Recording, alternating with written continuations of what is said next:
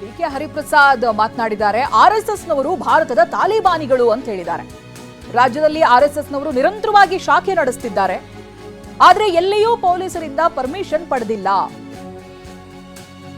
ಇದು ಪರಿಷತ್ ಸದಸ್ಯ ಬಿಕೆ ಹರಿಪ್ರಸಾದ್ ಅವರ ಹೇಳಿಕೆ. ಆರ್ಎಸ್ಎಸ್ ನೋಂದಣಿ ಆಗದೇ ಇರುವ ಸಂಘಟನೆ, ನೋಂದಣಿ ಆಗಿರೋದನ್ನ ಅವರು ತೋರಿಸ್ಲಿ ನಮಗೆ ಅಂತ ಹೇಳಿದ್ದಾರೆ. ಬನ್ನಿ ನೋಡೋಣ. ನಿಷೇಧ ಮಾಡೋದು ಅದು ಕೇಂದ್ರ ಸರ್ಕಾರಕ್ಕೆ ಬರುತ್ತೆ. ಯಾಕಂದ್ರೆ ರಾಜ್ಯ ಸರ್ಕಾರಕ್ಕೆ ಇಡೀ ದೇಶದಲ್ಲಿ ಇರ್ತಕ್ಕಂಥ ಅವರ ಚಟುವಟಿಕೆಗಳು. ಕರ್ನಾಟಕ ರಾಜ್ಯದಲ್ಲಿ ನಾವೀಗಾಗಲೇ ನಮ್ಮ ಪ್ರಣಾಳಿಕೆಯಲ್ಲಿ ಹೇಳಿದ್ವಿ, ಬಜರಂಗ ದಳವನ್ನ ನಿಷೇಧ ಮಾಡಬೇಕು ಅಂತ. ಅವ್ರು ಯಾಕೋ ಇನ್ನೂ ಮಾಡಿಲ್ಲ. ಆ ಪ್ರಶ್ನೆ ಇನ್ನೂ ಕಾಡ್ತಾ ಇದೆ. ಈಗ ತತ್ಕ್ಷಣ ಅದನ್ನು ನಿಷೇಧ ಮಾಡೋಕ್ಕಾಗುತ್ತೋ ಇಲ್ಲೋ ಗೊತ್ತಿಲ್ಲ. ಆದರೆ ಸರ್ಕಾರಿ ಜಾಗಗಳಲ್ಲಿ ಅವರು ಕಾರ್ಯಕ್ರಮ ನಡೆಸಬೇಕಾದ್ರೆ ಅವರು ಸರ್ಕಾರದಿಂದ ಸಂಬಂಧಪಟ್ಟ ಅಧಿಕಾರಿಗಳಿಂದ ಅವರು ಪರ್ಮಿಷನ್ ತಗೊಂಡೇ ಮಾಡಬೇಕಾಗುತ್ತೆ. ಇಲ್ಲಾಂದ್ರೆ ಅದು ಕಾನೂನು ಬಾಹಿರ. ಯಾಕಂದ್ರೆ it's not a registered organisation.